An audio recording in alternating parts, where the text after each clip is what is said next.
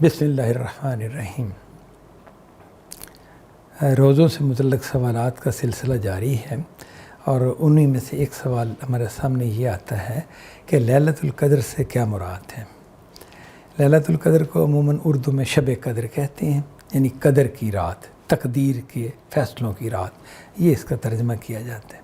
تو اس کے حوالے سے سوال یہ ہے کہ یہ تقدیر کے فیصلوں کی رات سے کیا مراد ہے، اور یہ کون سی رات ہے، یہ کب آتی ہے، اور اس کی فضیلت جو بیان کی جاتی ہے وہ کیوں بیان کی گئی ہے، کیا خاص پہلو ہے جو اس میں جو صورت اس سے متعلق ہے اس میں یہ بیان کیا گیا کہ یہ رات جو ہے یہ 1000 مہینوں سے بھی بہتر رات ہے۔ یعنی 1000 مہینوں میں جو کمائی انسان کر سکتا ہے نیکی کی، عبادت کی، وہ اس ایک رات میں کی جا سکتی ہے، بلکہ 1000 مہینوں سے بھی بہتر رات ہے یہ۔ تو یہ بہتر کیوں ہے، یہ سارے پہلو جو ہے نا، یہ سوالات یہ اس کے بارے میں کیے جاتے ہیں، ان سب پہلوؤں سے سوال کیا جاتا ہے۔ تو اس کا جواب یہ ہے کہ لیلۃ القدر کا جو لفظ ہے اس کو اگر دیکھیں تو شب قدر، جیسا کہ میں نے بیان کیا کہ یہ قدر کی رات ہے۔ قدر کی رات سے مراد ہے تقدیر کے فیصلوں کی رات۔ تقدیر کے فیصلوں سے کیا مراد ہے، یعنی ایک رات ایسی آتی ہے ہر سال میں کہ جب اللہ تعالیٰ تقدیروں کے فیصلے کرتے ہیں کہ مقدر میں کیا ہے، یہ اللہ تعالیٰ فرشتوں کو بتاتے ہیں۔ فرشتے چونکہ خدا کے احکام کو نافذ کرتے ہیں اس دنیا میں، یعنی اس دنیا میں کیا واقعات ہونے ہیں اس کے پیچھے ایک پورا نظام ہے۔ اگر کوئی سیلاب آنا ہے، کوئی زلزلہ آنا ہے، کوئی آفت آنی ہے، کوئی خیر کی بات ہونی ہے یا کوئی شر کا معاملہ ہونا ہے، تو وہ خدا کی طرف سے اس کا اذن ہوتا ہے اور فرشتوں کو وہ کام سونپا جاتا ہے، تو فرشتے پھر ان کاموں کا نفاذ کرتے ہیں۔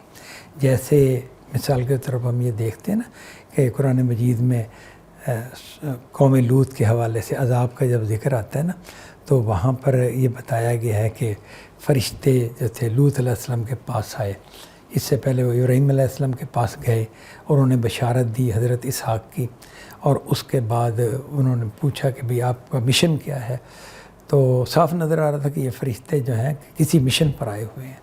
تو انہوں نے کہا جی ہم ایک ظالم قوم کی طرف بھیجے گئے ہیں، مراد تھی کہ قوم لوط۔ تو ان کے پاس وہ فرشتے گئے۔ فرشتے کیا لینے گئے تھے؟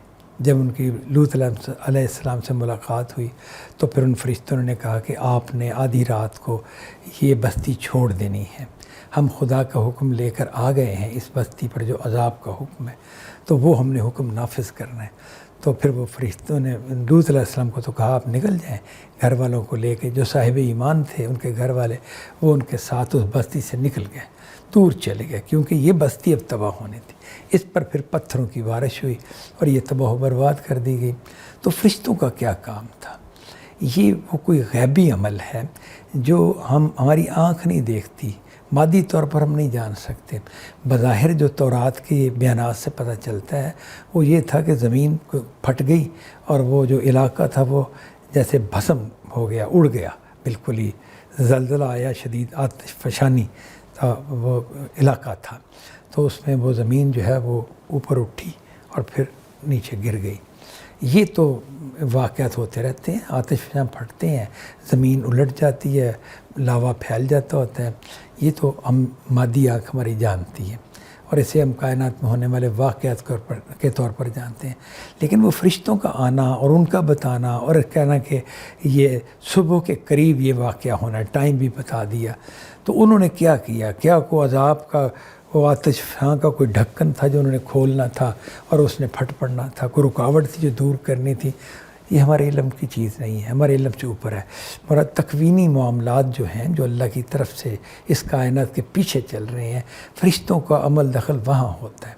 تو وہ عمل دخل جس نے یعنی جس فرشتے کو جو بھی سونپا جائے گا وہ اس تقدیر کے فیصلوں کی رات کو سونپا جائے گا، اور وہ پھر اس سال میں فرشتوں نے وہ کام کرنے ہوتے ہیں۔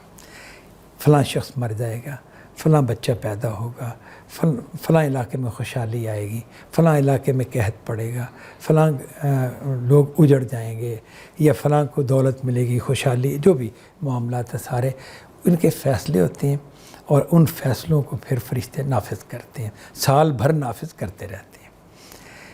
خدا جب تقدیر کے فیصلے کرنے بیٹھتا ہے، یعنی جس رات، وہی لیلۃ القدر وہی رات ہے، تو اس وقت وہ تقدیر کے فیصلے کر رہا ہوتا ہے۔ تقدیر کا تو معاملہ یہ ہے کہ اس کا ایکسیڈنٹ ہونا ہے، اس نے مر جانا ہے، اس کے ہاں اولاد ہونی ہے، اس کے حالات آہستہ آہستہ بہت اچھے ہو جائیں گے، یہ بہت نعمتیں اس کو ملیں گی۔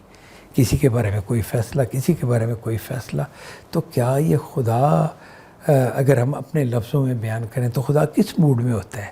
کسی کے بارے میں غصے میں ہوتا ہے، کسی کے بارے میں وہ خوشی میں ہوتا ہے، کسی کے اوپر رحم کرنا چاہتا ہے، کسی کے اوپر وہ سختی کرنا چاہتا ہے، کیا معاملہ ہوتا ہے؟ تو یہ بتایا گیا کہ نہیں، خدا سراپا رحمت ہے، اس کے سارے فیصلے رحمت کے فیصلے ہوتے ہیں۔ اس رات خدا کی جو رحمت کا سمندر ہے وہ جوش پر ہوتا ہے، اور اس کے رحمت کے فیصلے مختلف شکلوں کی صورت میں نمودار ہوتے ہیں۔ یعنی دنیا پر اگر کچھ ظالموں کو خدا تباہ کرتا ہے تو کتنی ہی مظلوموں پر وہ رحمت کا فیصلہ ہوتا ہے کہ یہ ظلم جو مسلسل کر رہے ہیں اب اس کو ختم کر دیا جائے۔ جتنا آزمانا مقدر تھا، آزمائش ہو چکی۔ یہ میں ایک بات کو واضح کرنے کے لیے ایک مثال کے طور پہ بیان کر رہا ہوں۔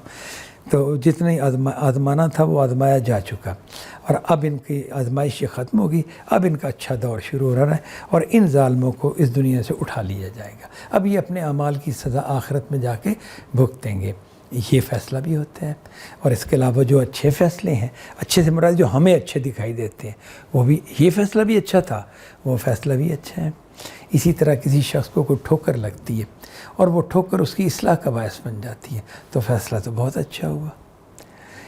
کسی شخص کو کوئی خدا جو ہے کسی مشکل میں ڈالتا ہے، کسی الجھن میں ڈالتا ہے، کسی مصیبت میں ڈالتا ہے، اور اس کے نتیجے میں پھر اس کو خدا اٹھاتا ہے، وہ مشقتوں کی زندگی سے جینا سیکھتا ہے، اور جب جینا سیکھتا ہے تو ظاہر سے پھر جینا آ جاتا ہے، تو اس دنیا میں وہ کامیابی سے جی سکتا ہے، کامیابی کا زینہ اس کے لیے کھل جاتا ہے، اسے پتہ چلتا ہے کہ اس دنیا میں کیسے کریں۔ تو یہ تو مشقتوں اور محنتوں سے، تکلیفوں سے آدمی سیکھتا ہے، اس دنیا کا اصول ہی اللہ نے اس طرح بنایا ہے۔ تو تقدیر کی وہ رات جو ہے وہ خدا کی رحمت اپنے جوش پر ہوتی ہے، یعنی کمال جوش پر ہوتی ہے، تو اس رات میں برکتیں جو ہوتی ہیں بے پناہ برکتیں ہوتی ہیں۔ جو لوگ اس رات میں جاگتے ہیں، عبادت کرتے ہیں، تو وہ گویا اس رات کی برکتیں سمیٹ رہے ہیں کہ خدا نے ایک ایسی رات، بابرکت رات، رحمتوں کی بارش ہونی ہے اس دن، یعنی اس دنیا پر جس کے بارے میں وہ فیصلے خدا کر رہے ہیں، تو اس میں وہ شامل ہو جاتے ہیں۔ تو پھر ظاہر ہے کہ فرمایا کہ 1000 مہینوں میں عبادت کا وہ کچھ تمہیں نہیں ملے گا، عبادت کا بڑا اجر ہوتا ہے، کسی بھی دن آپ کریں، کسی بھی لمحے کریں، ایک سجدہ بھی بہت بڑی چیز ہے، لیکن اس رات کے اندر اگر آپ ایک سجدہ کرتے ہیں اور عبادت کرتے ہیں اور مسلسل اگر کرتے رہتے ہیں، مثال کے طور پر 2 گھنٹے 4 گھنٹے آپ کئی نوافل پڑھتے ہیں، تو آپ نے بڑی کمائی کر لی، بے شمار۔ آپ نے یوں سمجھیں کہ وہ سمندر تھا جس کے اندر سے کبھی کبھار جب وہ اس کی لہر آتی تھی تو کچھ مچھلیاں باہر آ جاتی تھیں جن کو آپ پکڑ لیتے تھے اور لے جاتے تھے۔ اب اس میں سے ہیرے باہر آ رہے ہیں، جواہرات باہر آ رہے ہیں، موتی باہر آ رہے ہیں، تو جتنے بھی سمیٹنے ہیں سمیٹ لیں۔ اس رات کی ہم اپنی زبان میں اس طرح سے مثال دے سکتے ہیں۔